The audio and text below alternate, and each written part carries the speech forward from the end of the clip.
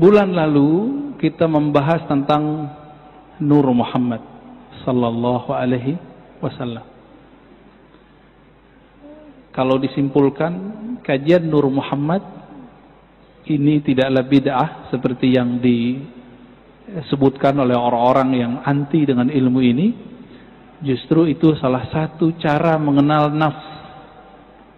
Karena kita akan membahas di pagi ini tentang kiat-kiat mencapai jiwa. Jiwa ini nafs yang radiyah dan mardiyah.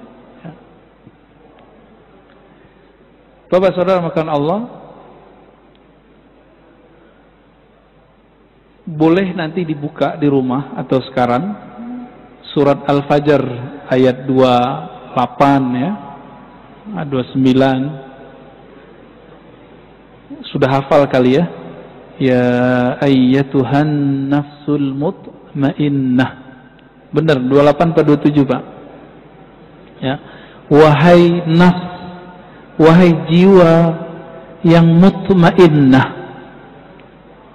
Apa jiwa mutmainnah?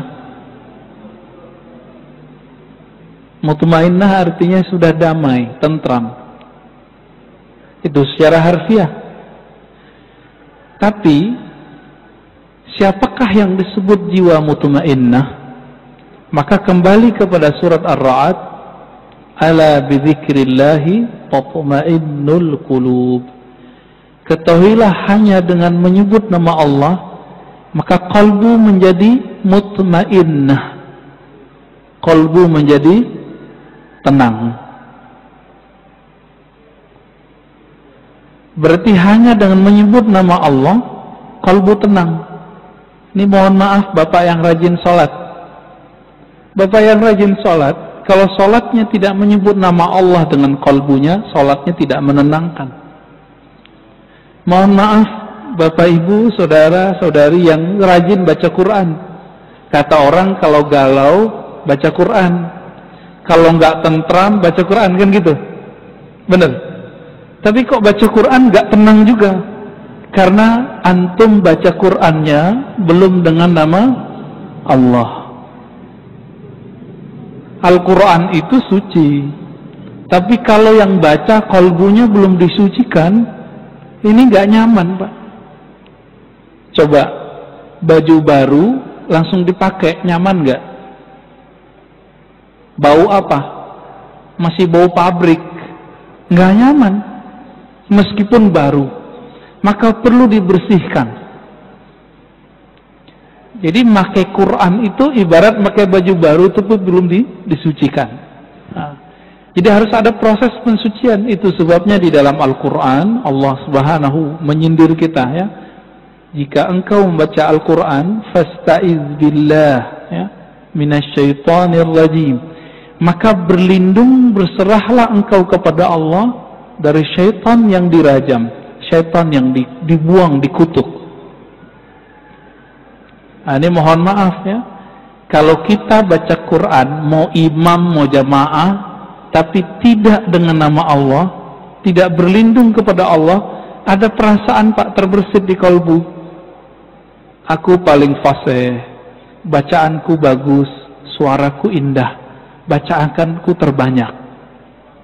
Ya. Saya mau ceramah begini, saya juga harus ta'awuz Pak, berlindung. Karena kalau dengerin orang berisik di luar, kalau saya gak baca auzubillah saya tersinggung Mbak.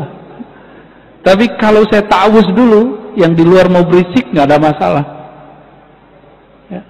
Bapak di depan sini mau berisik juga gak ada masalah kalau sudah ta'awuz. Kenapa? Karena kita gak berbicara dengan emosi, kita bicara dengan qalbu. Itu aja sih sebenarnya. Ya. Baik. Untuk mencapai radiyah mardiyah, apa arti radiyah? Sering dengar ya radiyah mardiyah. Irji'i ila rabbiki radiyatan mardiyah. Wahai jiwa yang sudah damai, pulanglah kepada Allah. Jadi kita diajak pulang Pak, diajak pulang kampung. Udah tahu belum Pak jalan pulang? Ini udah tahu jalan pulang belum? Pulang ke rumah? Bukan. Jalan pulang kepada Allah. Coba dengarkan ayatnya. Ya ayyatuhan nafsul mutmainnah. Ini sering kita dengar tapi kita jarang memahaminya. Wahai jiwa yang sudah tenang dengan zikir, irji'i, berpulanglah engkau, pulang kampunglah engkau ila rabbik, kepada Rabbmu, kepada penciptamu, kepada yang meniupkan rohmu. Dipanggil. Kalau ada pihak, misalnya nih, ada kantor tertentu ngundang kita dari luar negeri, misalnya saya kalau diundang oleh satu KBRI, itu kita ditanggung Pak tiketnya. Ditanggung tiketnya, dijemput, di imigrasi kita kemudian aman, lewat saja. Lewat, nggak ada halangan. Nggak ada halangan sama sekali. Itu baru di dunia. Maka imigrasi yang ada di pesawat di negara-negara baru yang kita kunjungi itu persis mirip-mirip kayak di alam barzakh. Kalau nggak punya syafaat, nggak punya surat, itu ramak Pak. Ya, satu kali teman saya, kita keluar dari Uzbek, tapi kopiahnya kopiah yang tidak disukai oleh orang Uzbek, dikira ini kopiah ekstremis. Karena orang Uzbek ini punya trauma. Di bawah Uzbek itu ada satu negara namanya Afghanistan. Itu sampai sekarang perang Pak. Kopiahnya mirip-mirip sama orang sono. Teman saya pakai kopiah itu ketika masuk ke imigrasi, ditahan Pak. Adalah 1,5 jam, bengong aja deh ya. Untung kemudian yang lain pada sadar, ini kayaknya ada masalah nih. Dijemput, dikasih tahu, itu temanku udah baru keluar. Saya pakai kopiah Uzbek, langsung Pak lewat. Jadi cuma pakai tanda kopiah Uzbek itu bebas keluar masuk. Nah, maksud saya kira-kira gini Pak. Ini mohon maaf Bapak yang rajin sholat ke masjid. Ini berarti Islamnya kan bagus, imannya bagus. Tapi kan masih ada satu lagi. Apa? Ihsan. Kita ini sering mengatakan segala puji bagi Allah yang telah memberikan iman dan Islam. Tapi kita lupa satu lagi. Ihsan. Apa itu ihsan? Ihsan itu qalbu, merasa berhadap-hadap dengan Allah. Gitu. Maka kalau qalbu sudah merasa berhadap-hadap dengan Allah, muncullah adab yang mulia. Muncul adab yang mulia. Karena kemanapun dia memandang, dia seakan-akan dilihat oleh Allah Subhanahu wa Ta'ala. Itu bahasa hadis. Kalau bahasa ahli qalbu sekarang disebut ilmu ma'rifatullah, ilmu mengenal Allah. Jadi apa itu ilmu ihsan? Ilmu ma'rifatullah, ilmu mengenal Allah Subhanahu wa Ta'ala. Ilmu ini yang mau cari Pak. Ilmu ini kalau nambah terus, apa yang terjadi? Rohaninya naik. Rohaninya naik.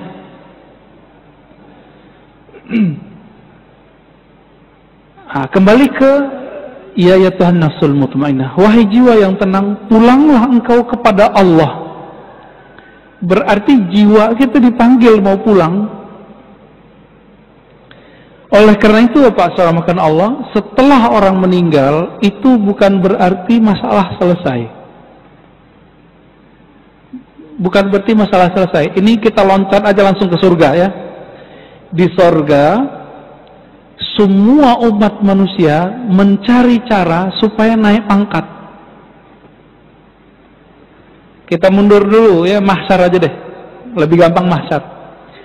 Di padang mahsyar semua umat manusia mencari syafaat.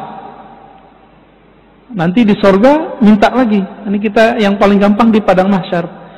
Siapa yang mereka cari? Dicarilah Nabi Adam alaihissalam. Berharap namanya masuk ke dalam daftar yang diberi syafaat. Ternyata Nabiullah Adam tidak punya hak untuk memberi syafaat sampai dapat izin dari penghulu para nabi. Maka Nabi Adam bilang, coba tanya Nuh. Dia adalah Rasul pertama di bumi. Ya. Nabi Adam kan di surga, lalu kemudian turun ke bumi. Maka yang murni di bumi itu Nabi Nuh. Nabi Adam udah separuh-paruh surga dan bumi. Apa kata Nabi Nuh? Wahai umat manusia, kenapa kalian mencari syafaat kepadaku? Aku pun butuh syafaat. Carilah Ibrahim. Apa kata Nabi Ibrahim? Saya punya salah 2 kali berbohong, padahal berbohongnya benar. Carilah Musa. Musa juga mengatakan carilah Isa. Isa mengatakan carilah Muhammad sallallahu alaihi wasallam. Maka Nabi mengatakan, akulah al-khatim, akulah al-fatih, akulah penutup, akulah pembuka. Jika tidak ada izin dari Nabi, para Nabi yang lain tidak bisa memberi syafaat umatnya. Terlihat posisi Nabi kita. Masih panjang Pak cerita. Jadi nanti lewat alam barzakh kita masih cari bantuan, cari guru lah, kira-kira begitu. Dan proses cari guru sampai orang cari gurunya Nabi. Kita cari guru Nabi. Apa kata Nabi? Cari Muhammad. Ya, sallallahu alaihi wasallam. Hadis ini sahih Bukhari, sahih Muslim. Lalu baru Nabi kasih izin. Dengan izin dari Allah, maka Nabi itu bernama Al-Wasilah, yang kita baca di doa setelah azan. Baca doa itu enggak? Jadi apa arti wasilah di situ? Wasilah dapat syafaat. Maka orang yang rutin membaca doa ba'da azan, insya Allah dapat syafaat nanti di sana. Amin rabbal alamin. Oke, baru kita kembali ke surga Pak. Di surga nanti, ini surga, mohon maaf, surga yang ceritakan di Quran itu kan surga seksual Pak. Surga makan, surga minum, surga syahwat. Bener kan? Fakihatau, ya, fakihah, fawakih, apalagi kawaiba, atraba, itu semuanya masalah makan, minum, seks, hiburan, jalan-jalan, itu aja isinya. Jadi surga yang diceritakan dalam Al-Quran, maka kemudian diceritakan oleh Nabi, di saat nanti semua orang sudah menikmati semua fasilitas surga, mereka kemudian bertanya, yang punya surga mana sih? Gitu. Akhirnya mereka nyari lagi ke Nabi Adam, nyari lagi, begitulah terus. Ujung-ujungnya Nabi Muhammad sallallahu alaihi wasallam minta supaya namanya masuk ke dalam daftar list yang bisa memandang Allah Subhanahu wa ta'ala. Berapa lama itu Pak? Ya, khalidina fiha, lama sekali itu. Mungkin jutaan ribu tahun, kita nggak tahu lah. Ya, apa namanya, triliunan tahun, kita nggak ngerti. Lamanya bukan main. Maka mumpung masih di dunia, cari ilmu ihsan ini supaya nanti nggak ngantri lagi Pak di sana. Ya, ini yang Nabi ajarkan ke sahabat-sahabatnya. Belajar ihsan dulu, baru kemudian orang diajarin sholat. Sekarang kan kebalik. Mohon maaf nih, sekarang yang pertama diajarkan hukum wajib, tidak wajib, halal, haram, sunnah, bid'ah. Ini kata yang paling favorit nih zaman ini nih. Ini sunnah, ini bid'ah, ya kan? Ini kata favorit Pak. Akhirnya bocah-bocah baru ngaji berani nyalahin ustadz, bilang, ustadz ente bid'ah, ajaran ente bid'ah Tad. Cuma karena dia berbeda dengan si ustadz yang sudah puluhan tahun ngaji, anak-anak sekarang berani kurang ajar Pak. Orang-orang baru hijrah, baru ngaji di persimpangan jalan, bingung nih mau ngaji kemana. Karena pikirannya kemudian gak stabil, belum mutmainnah, setan bisikan, cari aja tuh mereka yang hitam putih, yang kalau jelasin hukumnya jelas, halal, haram, sunnah, bid'ah. Dia lupa bahwa ajaran Islam itu warna-warni. Ajaran Islam itu fleksibel, nggak boleh kemudian kita kenceng, nggak boleh. Nah ini yang disebut bermakrifat dulu. Masih ingat ada seorang laki-laki, dia mohon maaf juga ya, menjima istrinya bulan puasa. Apa hukumnya? Bayar kafarah nggak? Bayar tebusan, tebusannya lumayan mahal Pak. Lalu datang ke Nabi, ya Rasulullah, ini untuk makan sehari-harinya nggak ada. Lalu apa kata Nabi? Kamu punya apa? Punya kurma. Jadi kurmanya dibagiin, kurmanya jadiin tebusan. Apa kata orang ini? Ya Rasulullah, ini untuk makan anak istriku. Lalu apa kata Rasulullah? Ya sudah, ente makan. Jadikan kasih ke anak istrimu, itu jadi kafarah. Elastis, Pak. Kenapa orang hari ini kalau belajar hukum fikih itu langsung saklek? Karena nggak belajar makrifat dulu, nggak belajar ihsan dulu, langsung belajar Islam. Ini akibat kebalik belajarnya. Nggak belajar adab dulu sebelum belajar ilmu. Akhirnya ilmu nambah, sombong nambah. Bener gak nih? Ya, ilmu nambah, sombong nambah. Ilmu nambah, suuzon nambah. Ini jadi musibah hari ini, ya, musibah di mana-mana. Karena hari ini orang cukup, Pak, nggak perlu ngaji. Maka saya, Bapak yang datang ke masjid hari ini saya sangat apresiasi. Orang sekarang cukup ngandalin ini, bener nggak? Ngapain ke masjid? Handphone aja gitu. Ini godaan hari ini, Pak.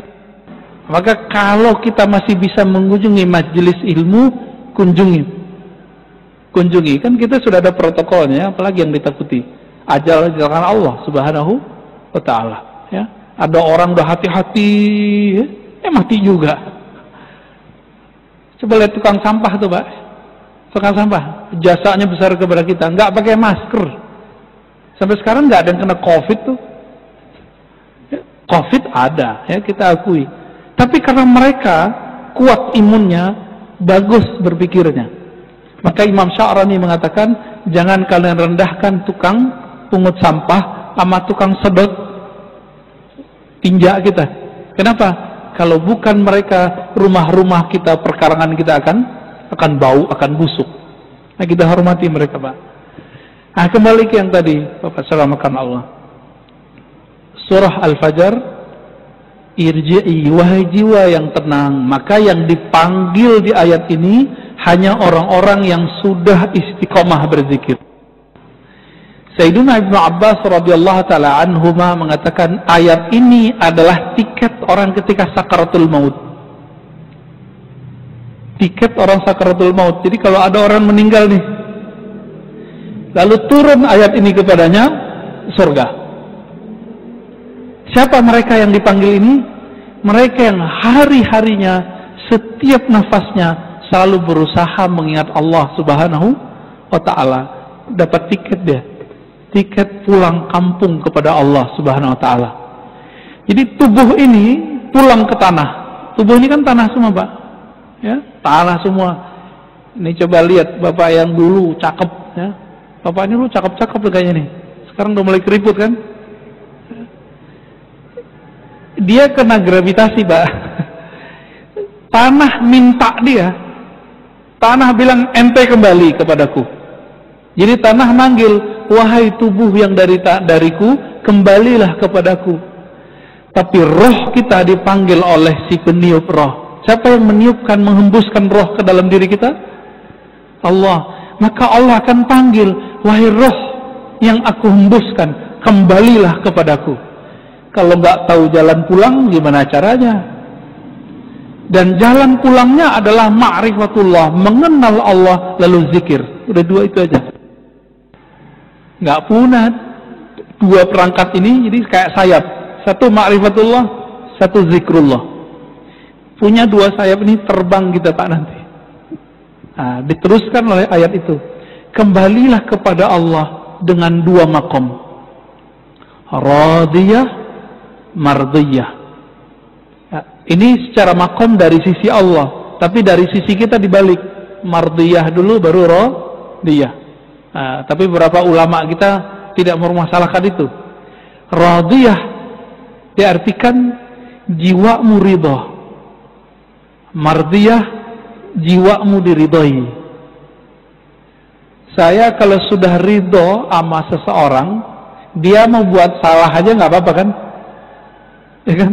Kita kalau udah sayang sama anak kita lempar kita pakai ini, Pak. Mau kita balas melempar dia? Enggak kan? Nah, inilah makomnya Ahlul Badar. Ahlul Badar Ya, yang 313 itu apa kata Allah? Ya, lewat lisan Nabi, "I'malu ma syi'tum." Udah kamu buat apa yang kamu mau, Allah pasti ampuni. Maksudnya apa ini? Apakah ayat ini nyuruh mereka maksiat? Enggak. Karena nur di kalbunya sudah jadi ridha, radiyah, mardiyah, maka ahlul badar ini yang bisa mengalahkan orang-orang kafir ribuan, mereka cuma 313 orang, itu Allah kasih kebebasan karena mereka sudah selesai dengan nafsiyahnya. Yang bikin kita durhaka kan nafsiyah ini, Pak, jiwa. Jiwa ini bikin kita durhaka, hawa nafsu. Hawa nafsunya udah tunduk dengan ruhnya. Maka kata Allah, sekarang kamu buat apa yang kamu suka. Kalaupun mereka terjebak maksiat, pasti kembali. Siapa contoh sahabatnya? Nuaiman. Pada dengar? Nuaiman itu, dia perannya dua, ya. Pemabuk, tapi suka bikin lucu. Yang bisa bikin gigi Nabi kebuka dengan senyum dan tertawa cuma Nuaiman. Tapi orang ini Nabi wafat, dia suka mabuk, Pak. Di zaman Umar, sahabat-sahabat yang lain bilang, "Ya Umar, kok ente nggak bunuh aja nih orang?" Gitu. Ya, di satu riwayat dikatakan, "Hei Umar, kenapa kamu nggak mengutuk orang ini?" Apa jawab Umar? "La, fa innallaha yuhibbuhu." Ya. Ya, di riwayat lain, fa innahu yuhibbullaha wa rasulahu. Fa innahu yuhibbullaha wa rasulahu. Ya. Dia ini cinta Allah dan Rasulnya, ya. Atau Allah dan Rasul cinta dia, gitu. Inilah doanya Abul Hasan Syadzili, guru dari gurunya Imam Notailah, pengarang Hikam. Di sini ada kajian kitab Al-Hikam, Pak? Belum, ya? Pengarang kitab Al-Hikam punya guru namanya Al-Mursi. Al-Mursi punya guru namanya Abul Hasan Syadzili. Apa kata beliau? "Ya Allah, jika aku salah, jadikan salahku salah orang yang engkau cintai. Aku sudah engkau cintai, lalu aku terjebak salah. Kira-kira gimana? Dimaafin gak?" Dimaafin. Nah, itu maksudnya. Ya. Ini maqam radiyah mardiyah. Radiyah mardiyah. Dia ridha kepada Allah. Lalu bagaimana caranya supaya kita jadi ridha?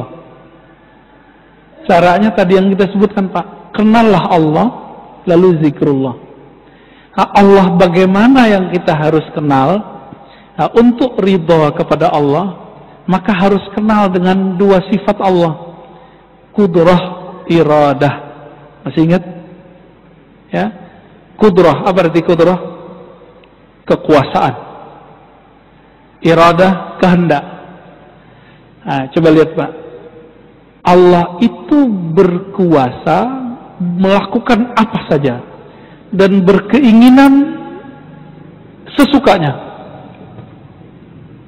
Bahkan Allah itu beriradah, berkehendak buat orang mukmin, buat orang kafir. Jadi kafir mukmin itu kehendak Allah, tapi Allah belum tentu ridha kepada orang yang kafir.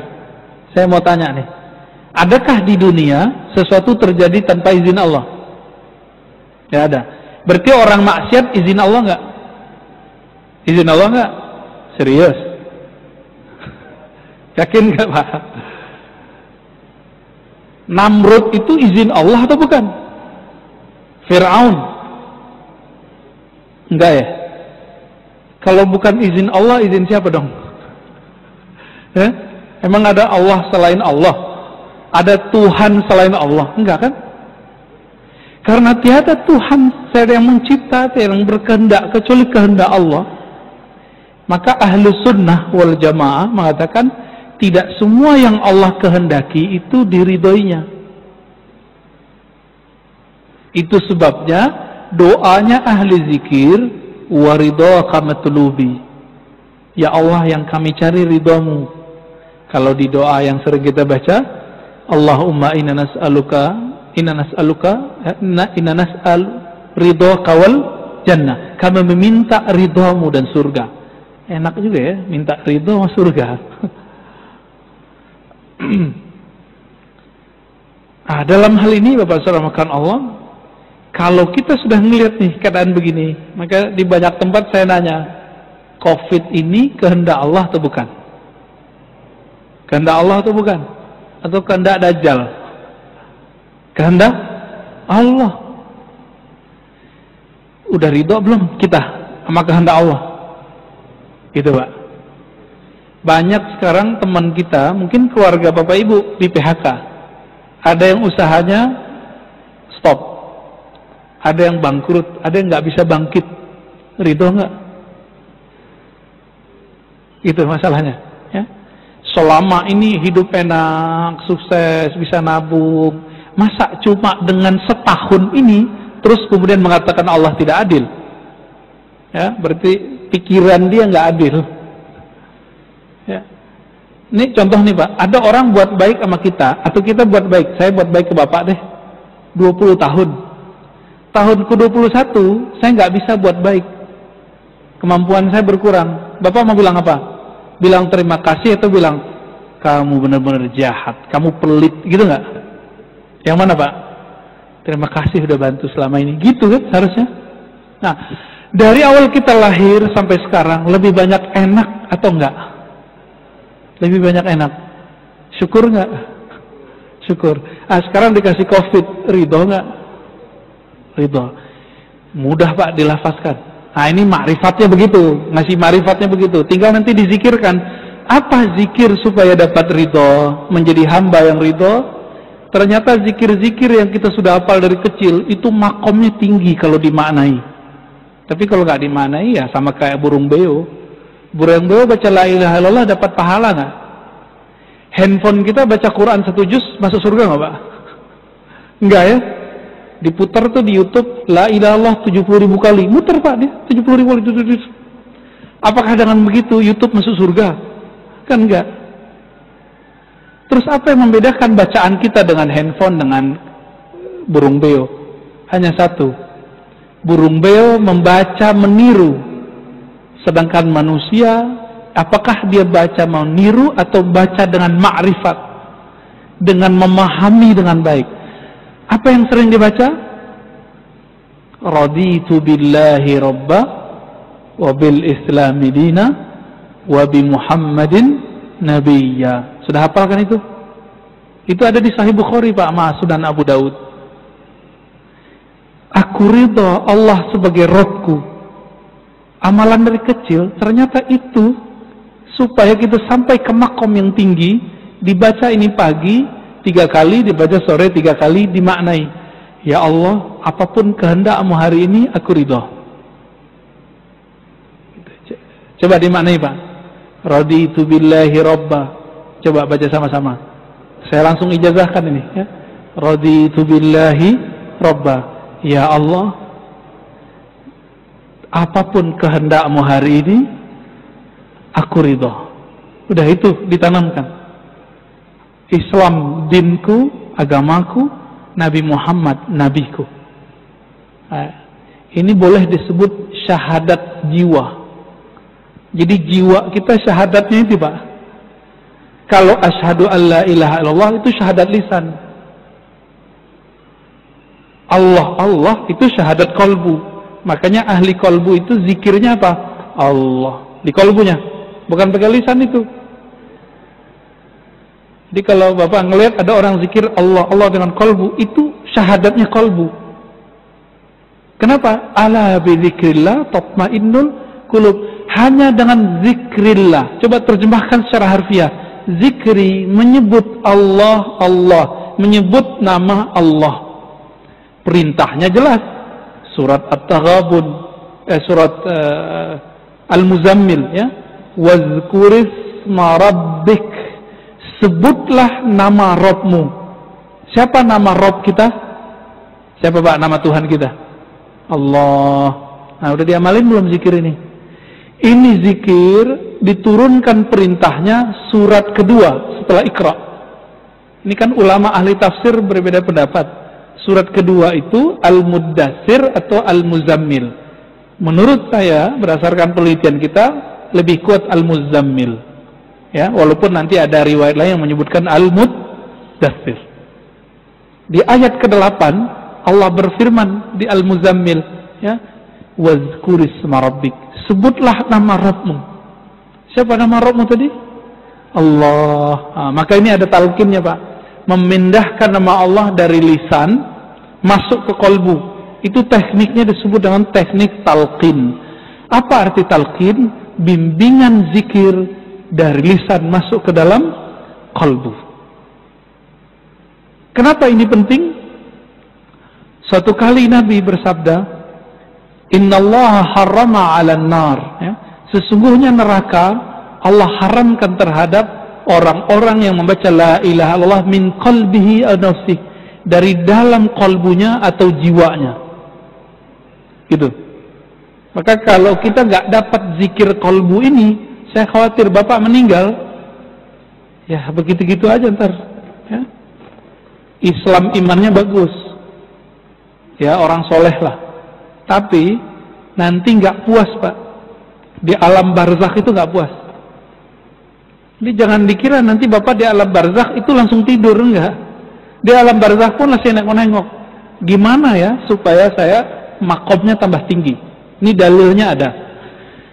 Coba buka misalnya kisah Isra Mi'raj Nabi Muhammad sallallahu alaihi wasallam. Nabi Muhammad ketika Mi'raj Isra, apa kata beliau? Aku melihat kepada kuburan Nabi Musa. Jadi Nabi Muhammad melihat ke kuburan Nabi Musa. Nabi mandang kubur, yang kelihatan bukan batu nisan. Apa yang kelihatan sama Nabi? Roh yang ada di dalamnya. Ngapain jiwa dan rohnya Nabi Musa?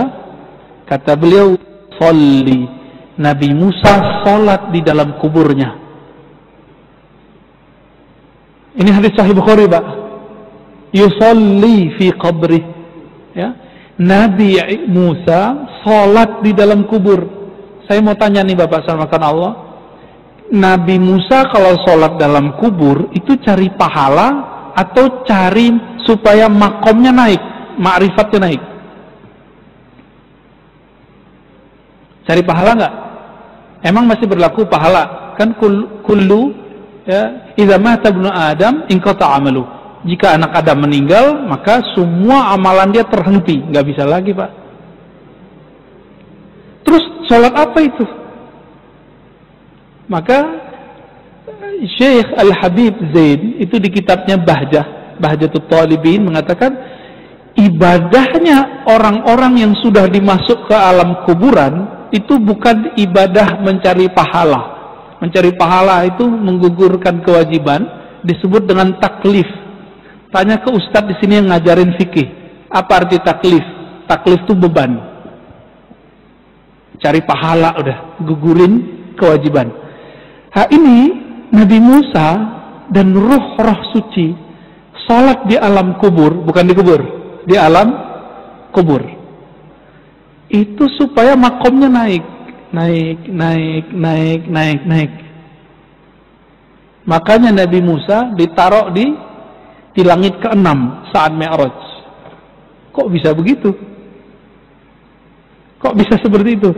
Karena beliau selalu melakukan latihan rohani di alam barzakh. Nah, ini pelajaran besar bagi kita, Bapak Saudara makan Allah. Jadi jangan dikira orang meninggal selesai persoalan.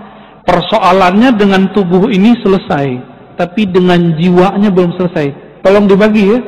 Ada tubuh ini, jasad, ada jiwa, ada akal, ada ruh. Coba diulang, Pak. Satu, jasad. Nih, yang butuhnya makan, butuhnya tidur, butuhnya syahwat. Nah, ini deh, tubuh ini. Yang kedua, jiwa. Yang ego kan di situ, Pak. Nggak mau dengerin orang, maunya didengerin terus. Iya? Nggak mau diceramain orang, mau ceramain terus. Nah, ini untuk saya ngomong, Pak. Karena saya banyak ceramah. Nafsiyah itu apa? Ngerasa dirinya lebih dari orang, mandang orang, wah itu nggak ada apa-apanya, gue lebih gitu. Ada perasaan begitu. Nah, itu nafsiyah namanya. Ya, merasa ibadah orang samping nggak bener. Nah, ini nasiahnya main tuh. Jadi juri lagi sholat. Nah, hati-hati Pak. Imamnya bagus, bagus. Imamnya jelek, langsung protes. Ya. Nanti pengurus yang dijajalin sama mereka ya. Itu imam apaan, ganti. Ya. Banyak yang begitu Pak. Nah, nasiahnya main. Nasiahnya main. Jadi ini nasiah yang kita sebut jiwa. Jiwa inilah sentral dari hidup kita di sini, di bumi ini. Tapi jiwa ini punya perangkat yang menghubungkan dengan kolbu, namanya akal. Akal ini bertahan Pak. Nanti ketika kita meninggal, akal ini dikembalikan ke kolbu. Nah, kolbu itulah nanti yang menjawab. Masuk ke dalam kubur, ini berulang-ulang kita sampaikan di banyak tempat. Pertanyaannya apa? Masuk kubur. Kamu S1 apa S2? Gitu gak? Sholatmu 1000 rakaat, kamu tahajud, begitu gak? Ada pertanyaan gitu gak Pak? Nggak ada. Pertanyaan mungkar nakir apa? Mau imam masjid yang masuk kubur, mau jamaah yang masuk kubur, mau preman, mau siapa masuk kubur, pertanyaannya sama. Man Rob buka. Siapa Robmu? Itu password tuh. Lagi nanya, kamu tahu nggak jalan pulang? Itu maksudnya. Nggak bisa diapalin Pak. Coba diapalin. Siapa Tuhanmu? Jawabannya apa? Allah. Coba aja. Nanti coba hidup susah atau hidup senang. Orang banyak hidup susah kembali ke Allah, tapi hidup senang lupa sama Allah, itu lebih banyak. Benar gak? Ya? Jadi kita dikasih mainan enak, lupa. Dikasih mainan susah, ya ngomel-ngomel kepada Allah, ya. Tapi sholatnya nambah gitu. Bagaimana orang begini kalau masuk ke kubur bisa jawab, Rabbku Allah? Gak mungkin. Gak mungkin Pak. Itu sebabnya kita kasih tahu di akhir zaman ini jangan mengandalkan sholat banyak, belum tentu diterima. Jangan mengandalkan banyak baca Quran, belum tentu diterima. Tetaplah sholat, tetaplah baca Quran, tapi jangan belagu sama amalan itu. Masih ingat Nabi ngomong apa? Kamu masuk surga bukan karena amalmu. Masih tahu ya? Hadis Bukhari. Terus apa kata Nabi? Aku pun masuk surga bukan dengan amalku, tapi dengan rahmat Allah. Rahmat Allah itulah kunci dari ma'rifatullah.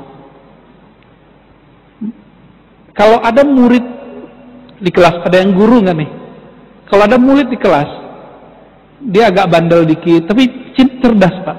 Agak nyeleneh dikit, cerdas. Itu disayangi guru nggak? Disayangi guru walaupun dia nyeleneh-nyeleneh dikit. Tapi ada yang rajin, diem aja, ditanya diem, disuruh ke depan nggak mau, nggak dikenal Pak sama guru.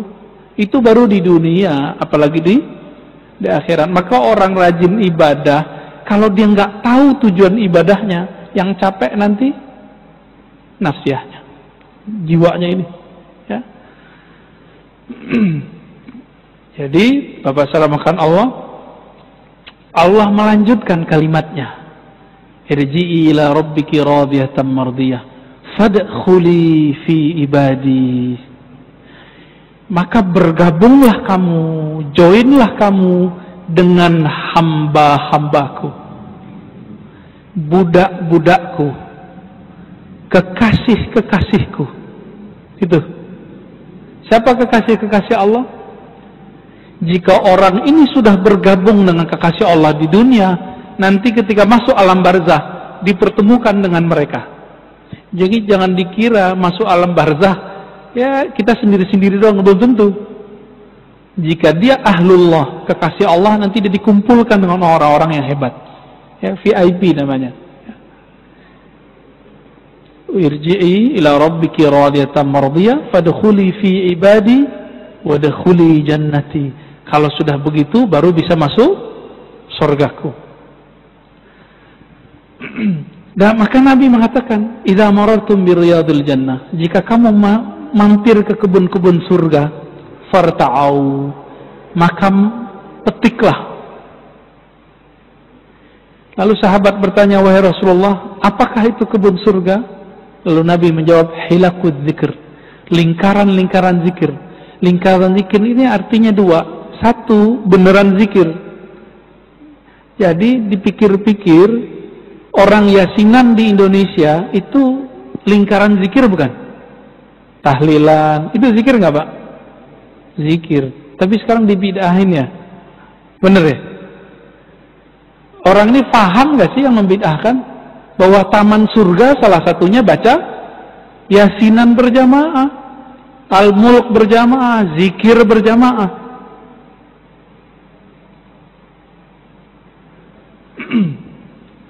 Bapak kalau lagi begini nih, ini kan pengajian, kita lagi di share ilmu sama guru kita misalnya, siapapun gurunya, masuk waktu syuruk, itu milih dengerin kajian apa sholat?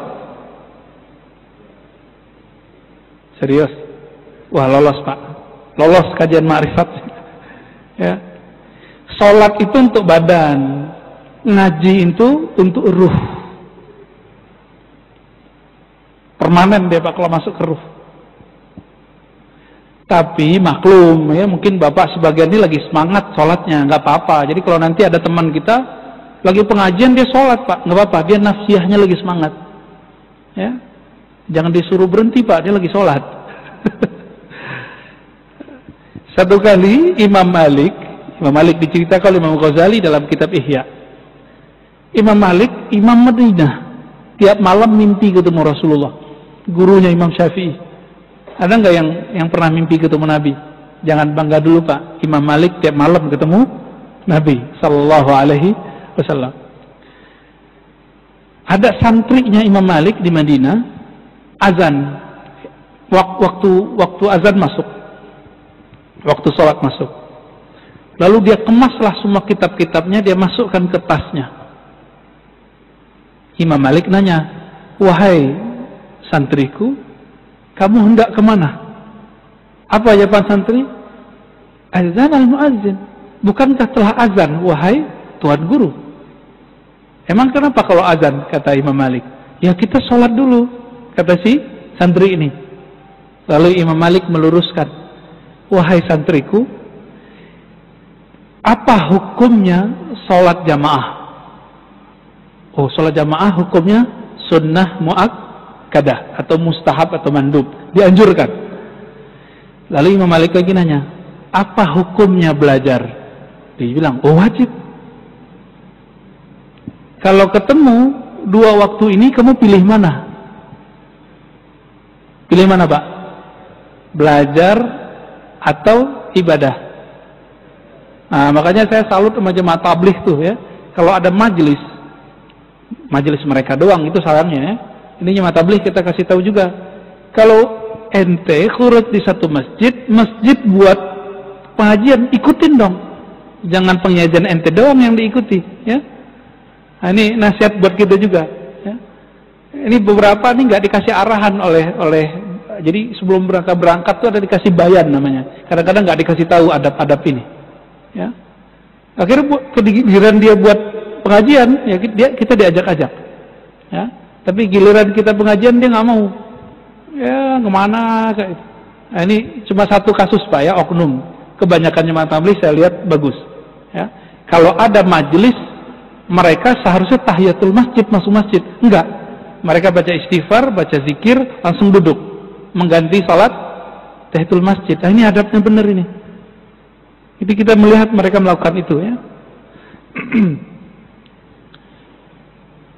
Berdasarkan ini semua Bapak Saudara Allah, untuk menjadikan jiwa kita menjadi tenang, dari mutmainnah meningkat menjadi radiyah, radiyah menjadi mardiyah, maka caranya adalah mengenal Allah yang disebut. Maka berzikirlah dan kenalilah siapa yang kita sebut-sebut namanya. Nanti akan naik rohaninya. Itu satu. Yang kedua, irji'i ila rabbiki radiyatan mardiyah ya wadkhuli fi ibadi. Sebelum kita gabung di sana, maka bergabunglah dengan taman-taman surga di sini. Ini perlu kerendahan hati Pak. Untuk mendengarkan orang ceramah, ngajar, butuh kerendahan hati nggak? Butuh ya. Saya harus membuang dulu pintar saya, baru saya mau dengar orang. gitu. Kalau nggak akan bisa. Maka ini kabar baik buat kita semua, Bapak yang mau mendengar kajian kita, berarti memang udah ditaruh dulu nih ya. Tapi mohon maaf Pak ya, jangan melihat pakaian. Kalau pakai begini, pakai kopiah, terus didengar. Siapa tahu nanti ada kalam-kalam hikmah munculnya dari sopir angkot, siapa tahu. Dari sopir Grab bisa jadi. Ya. Dari orang yang jual-jualan gerobak. Jadi hikmah itu nggak hanya di sini. Kadang-kadang hikmah ada di luar sana. Nah, udah masuk. Kira-kira itu Bapak sirahkan Allah, sederhana sebenarnya. Ini kita sudah pangkas. Tadinya kan ada nafs amarah, jiwa amarah, bukan amarah emosi. Amarah itu artinya ngajak kepada yang buruk-buruk. Naik lawamah, suka menyesal, ya. Melakukan satu nyesel, nah, itu udah bagus. Kalau yang amarah ini psikopat. Lawamah, salah, nyesel. Yang ketiga mulhamah, mut-mutan, kadang baik, kadang buruk. Kadang soleh, kadang enggak. Kalau majelisnya orang-orang baik, dia baik. Kalau komplotan orang jahat, dia jahat. Nah, ini namanya mulhamah. Orang ini hanya bisa dinaikkan dari level mulhamah ke mutmainnah dengan belajar kepada mursyid, guru yang ahli kolbu. Kalau nggak bisa. Nggak bisa lewat YouTube. Nggak bisa lewat pengajian umum begini, nggak bisa. Dia harus punya dokter rohani yang menghantarkan dia dari penyakit mulhamah menjadi jiwa yang sehat bernama mutmainnah.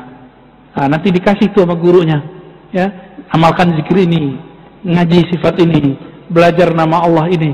Nanti akan bertahap. Mirip kayak orang sekolah, mirip kayak kita datang ke dokter. Baru kemudian radiyah mardiyah. Tadi kita pangkas langsung ke mutmainnah. Ya, zaman sekarang harus diringkes, Pak. Langsung aja deh ke mutmainnah. Baik, silakan kalau ada yang mau didiskusikan, tafadhal.